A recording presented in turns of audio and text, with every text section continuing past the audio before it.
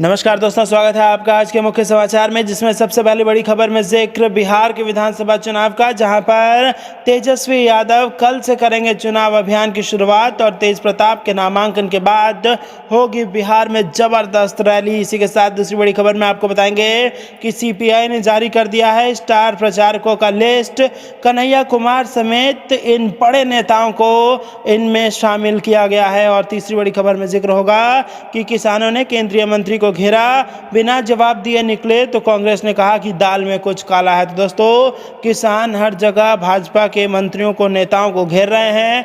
ऐसे में क्या कुछ बिहार के चुनाव के नतीजे होंगे 11 तारीख को आपको बताएंगे। लेकिन उससे पहले अगर आपको भी ऐसा लगता है कि बिहार के विधानसभा चुनाव में भाजपा और जेडीयू का सूपड़ा साफ हो सकता है, तो आप अभी इस वीडियो को लाइक कीजिए और इस लाल बटन को दबा के इस चैनल को फ्री में सब्सक्राइब करके घंटे बजाइए और कमेंट में लिखिए जय। दोस्तों, आपसे भी सवाल, कौन बनेगा बिहार का मुख्यमंत्री? Option A Tejashwi Yadav, B Chirag Paswan, C Nitish Kumar और डी कोई और। अपना उत्तर कमेंट में ज़रूर करें और कमेंट करके अपनी राजनीतिक पार्टी का समर्थन करें। शुरू करते हैं तमाम बड़ी खबरों की तरफ। बिहार चुनाव 2020, तेजस्वी कल रोसड़ा से करेंगे चुनाव अभियान की शुरुआत। तेज प्रताप के नामांकन के बाद होगी रैली। जी हां दोस्तों, महागठबंधन के मुख्यमंत्री पद के उम्मीदवार तेजस्वी यादव कल रोसड़ा से अपने चुनाव अभियान की शुरुआत करेंगे। समस्तीपुर के हसनपुर सीट से अपने बड़े भाई तेज प्रताप यादव के नामांकन के बाद तेजस्वी यादव चुनाव अभियान की शुरुआत करेंगे। नामांकन के बाद समस्तीपुर के रोसड़ा में रैली होगी। तेज प्रताप आज समस्तीपुर के लिए रवाना होंगे।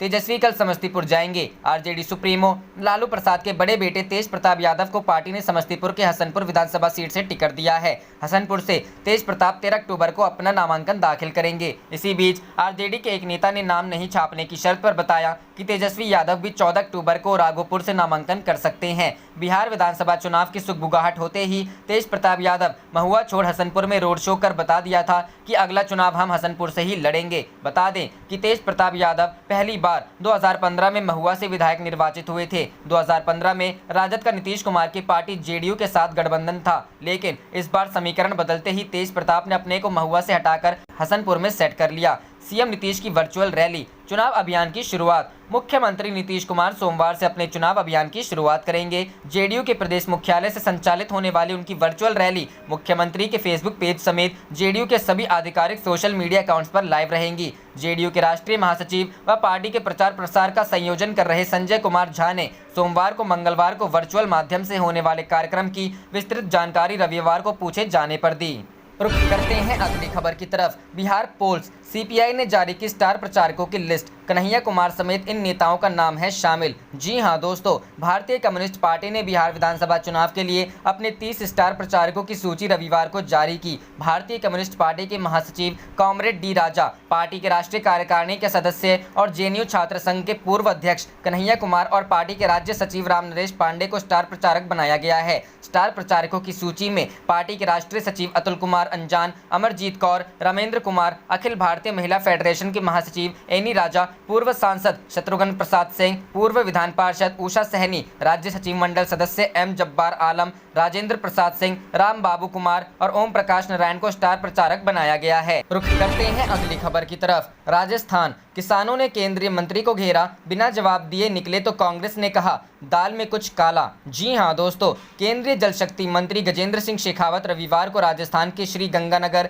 और हनुमानगढ़ के दौरे पर थे और इस दौरान न्यूनतम समर्थन मूल्य को लेकर किसानों ने उन्हें घेर लिया। किसानों ने उनसे विवादित कृषि कानूनों को लेकर सवाल किए तो वह वहां से कुछ कहे बगैर ही चले गए। इस घटना का वीडियो कांग्रेस प्रदेश अध्यक्ष और राजस्थान सरकार में मंत्री गोविंद सिंह डोटासरा ने ट्विटर पर शेयर किया है। साथ ही कहा कि आज केंद्रीय जल शक्ति मंत्री गजेंद्र सिंह शेखावत से श्री गंगानगर और हनुमानगढ़ के किसानों ने काले कानून के विरोध में कुछ सवाल पूछे तो मंत्री जी बच के निकल गए। मंत्री जी, जनता ने आपको वोट दिए हैं, जवाब तो देना ही पड़ेगा। आपका यूं बचकर निकलना यह साबित करता है कि दाल में कुछ काला है। वीडियो में किसान और अन्य लोग केंद्रीय मंत्री शेखावत से किसानों के मुद्दे पर बहस करते दिख रहे हैं। मंत्री ने बहस के दौरान लोगों से पूछा कि आप किसानों के पक्ष में हो या फिर व्यापारी के, तो लोगों ने कहा कि किसानों की वकालत कर रहे हैं। वहां उपस्थित एक एक शख्स ने कहा कि अगर हमें एमएसपी कहीं मिलेगा तो व्यापारी के गोदाम में नहीं मिलेगा, एमएसपी मिलेगा तो मंडी में मिलेगा। इस पर केंद्रीय मंत्री शेखावत ने लोगों को बताया कि आपके श्रीगंगानगर और पंजाब के अलावा हिंदुस्तान में कहीं भी एमएसपी की खरीद मंडी में नहीं होती, व्यापारी नहीं करता है, नेफेड खरीदता है, हमारी सारी कोऑपरेटिव सोसाइटियां खरीदती हैं। अभी हमने 75,000 करोड़ खरीद की बात की, लेकिन उसमें एक भी खरीद मंडी में नहीं हुई। आप मंडी खत्म क्यों करना चाह रहे हैं? तो इस पर केंद्रीय मंत्री ने कहा कि हम तो मंडियां बढ़ा रहे हैं, हमने तो कहा कि मंडियां बढ़ा रहे हैं। इसके बाद मंत्री वहां से जाने लगे तो लोगों ने कहा कि आप भाग रहे हैं, भागिए मत। फिर मंत्री वहां से चले गए। रुख करते हैं अगली खबर की तरफ।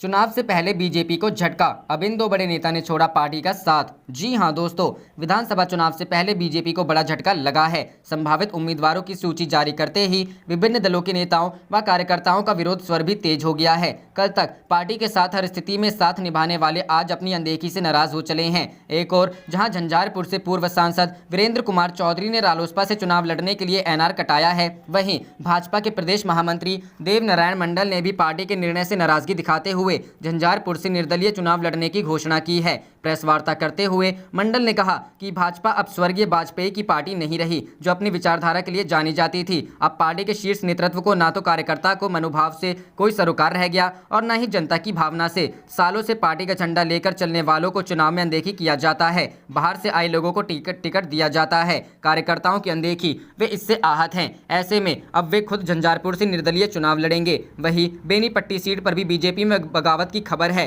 पूर्व जिलाध्यक्ष घनश्याम ठाकुर ने पार्टी के खिलाफ मोर्चा खोल दिया है। वहीं खजौली में भी अरुण शंकर प्रसाद की कार्यकर्ता विरोध कर रहे हैं। रुख करते हैं अगली खबर की तरफ। बिहार चुनाव बीच बैठक, जेडीयू के लल्लन सिंह ने कहा दिक्कत है तो अकेले लड़ ले भाजपा, उखड़ गए थे भूपेंद्र यादव और देवेंद्र फडणवीस। जी हां दोस्तों, बिहार चुनाव के मद्देनजर सभी पार्टियां जल्द से जल्द उम्मीदवारों की घोषणा करने में जुटी हैं ताकि प्रचार के लिए भी कुछ समय निकाला जा सके। बता दें कि पहले चरण के मतदान में अब 20 दिन से भी कम समय है, लेकिन इस बार पार्टियों के उम्मीदवारों की लिस्ट निकालने में काफी समय लगा दिया। खासकर एनडीए गठबंधन ने, जहां जेडीयू, भाजपा और लोजपा के बीच सीटों के बंटवारे को लेकर ही काफी दिनों तक मंथन चला। इस बीच सामने आया है कि इस मुद्दे पर जब पार्टी नेताओं के बीच चर्चा चल रही थी तो एक मौके पर जेडीयू नेता लल्लन सिंह ने यहां तक कह दिया था कि अगर भाजपा सीट बंटवारे से खुश नहीं है तो अकेले ही चुनाव लड़ लें। यह तनातनी करीब 2 हफ्ते पहले पटना में चुनाव में उतरने को लेकर हो रही चर्चा के दौरान हुई। भाजपा की ओर से बिहार के प्रभारी बनाए गए देवेंद्र फडणवीस और महासचिव भूपेंद्र यादव जेडीयू नेताओं के साथ सीट बंटवारे का मुद्दा वर्चुअल कॉन्फ्रेंस पर सुलझाने की कोशिश कर रहे थे। इस दौरान जब भूपेंद्र यादव ने सीटों के मामले में भाजपा को दूसरे पायदान पर धकेले जाने की बात कही तो जेडीयू नेता लल्लन सिंह भड़क गए। उन्होंने साफ कह दिया कि अगर भाजपा सीट बंटवारे से असंतुष्ट है तो वह अपने दम पर चुनाव लड़ ले। बताया गया कि लल्लन सिंह की इस बात पर देवेंद्र फडणवीस और भूपेंद्र यादव दोनों ही नाराज हो गए थे। हालांकि बाद में दोनों पार्टियों के बीच 122-121 सीटों पर लड़ने की सहमति बन गई। गौरतलब है कि चिराग पासवान की लोजपा बिहार चुनाव में अकेले ही उतर रही है। पार्टी ने साफ किया है कि वे भाजपा के खिलाफ नहीं है और चुनाव के बाद उसके साथ गठबंधन करेगी, लेकिन जेडीयू के खिलाफ हर सीट पर उम्मीदवार उतारेगी। माना जा रहा है कि चिराग पासवान एनडीए के बागी नेता से ज्यादा भाजपा की योजना का हिस्सा है। इसी के चलते लोजपा को 100 से ज्यादा सीटों पर लड़ने की छूट भी मिल गई। कहा जा रहा है कि भाजपा बिहार में वरिष्ठ पार्टी की भूमिका में आना चाहती है और 2 हफ्ते पहले हुई बैठक में ज्यादा सीट मांगना इसी ओर इशारा है। रुख करते हैं अगली खबर की तरफ। जेडीयू का टिकट लौटाकर बागी बने नीतीश के करीबी मनोज कुशवाहा, निर्दलीय चुनाव लड़ने का दिया संकेत। जी हां दोस्तों, बिहार विधानसभा चुनाव में टिकट बंटवारे के सवाल पर मुजफ्फरपुर में घमासान की स्थिति बन रही है। पार्टी के पुराने नेता, कई बार विधायक और एक बार मंत्री रहे मनोज कुशवाहा में बगावत के संकेत दिए हैं। मीडिया से बातचीत में उन्होंने कहा है कि कुर्नी की जनता ने अगर दबाव दिया तो वो कुर्नी से विधानसभा चुनाव लड़ सकते हैं। यह हालात इसलिए पैदा हो रहे हैं क्योंकि मनोज कुशवाहा को मीनापुर सीट से जेडीयू ने पहले पार्टी का सिंबल दिया था, जिसे मनोज कुशवाहा ने कार्यकर्ताओं के असहयोग की वजह से लौटा दिया था। उसके बाद मीनापुर की सीट मनोज कुमार नामक दूसरे नेता के हवाले कर दिया गया है। पटना में सिंबल लौटाकर लौटे मनोज कुशवाहा ने मीडिया को बताया कुर्नी की जनता उन पर चुनाव लड़ने के लिए दबाव रही है, तो जनता के दबाव के आगे हुए अपना निर्णय ले सकते हैं। मनोज कुशवाहा ने साफ कहा कि वे कुर्नी के नेता ही नहीं बल्कि कुर्नी के बेटा भी हैं। वे जहां के लोगों की इच्छा को नहीं टाल सकते हैं। इसलिए काफी तंज लहजे में कुशवाहा ने कहा कि चुनाव लड़ने को लेकर वे कोई भी फैसला कर सकते हैं। मीडिया से बातचीत के दौरान मनोज कुशवाहा के चेहरे पर काफी तंज था और तनाव साफ साफ झलक रहा था। आंतरिक सूत्रों के हवाले से यह खबर आ रही है कि मनोज कुशवाहा एनडीए से बाहर किसी तीसरे बैनर तले चुनाव लड़ सकते हैं। मनोज कुशवाहा कुर्नी के कदावर नेता हैं। रुख करते हैं अगली खबर की तरफ। पश्चिम बंगाल में कानून व्यवस्था ध्वस्त हो चुकी है। भाजपा और तृणमूल के खिलाफ लड़ेंगे अधीर रंजन चौधरी। जी हां दोस्तों, पश्चिम बंगाल कांग्रेस के प्रमुख अधीर रंजन चौधरी ने शनिवार को आरोप लगाया कि राज्य में कानून व्यवस्था ध्वस्त हो गई है। उन्होंने साथ ही कहा कि कांग्रेस और वाम दल मिलकर भाजपा एवं तृणमूल कांग्रेस के खिलाफ लड़ेंगे। राज्य में अगले साल अप्रैल मई महीने में विधानसभा चुनाव प्रस्तावित हैं। कोविड-19 महामारी से निपटने को लेकर राज्य सरकार पर विफल रहने का आरोप लगाते हुए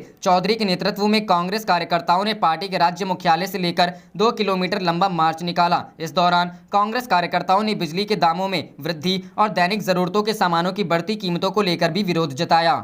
रुख करते हैं अगली खबर की तरफ। यहां गिर जाएगी भाजपा की सरकार। सीएम पर कई विधायक ने लगाया गंभीर आरोप। जी हां दोस्तों, क्या त्रिपुरा में भाजपा सरकार पर खतरा मंडरा रहा है? ऐसे कयास इसलिए लगाए जा रहे हैं क्योंकि सूबे के 7 भाजपा विधायक दिल्ली में डेरा डाले हुए हैं और वे शीर्ष नेतृत्व से मिलना चाहते हैं। मीडिया रिपोर्ट की माने तो ये विधायक प्रदेश के मुख्यमंत्री विप्लव कुमार देव को पद से हटाने की मांग कर रहे हैं। इन विधायकों ने सीएम देव पर गंभीर आरोप लगाए हैं और उन्हें तानाशाह और अनुभवहीन बताया है। बताया जा रहा है कि ये विधायक सुदीप राय बर्मन के नेतृत्व में राष्ट्रीय राजधानी पहुंचे हैं। रुख करते हैं अगली खबर की तरफ।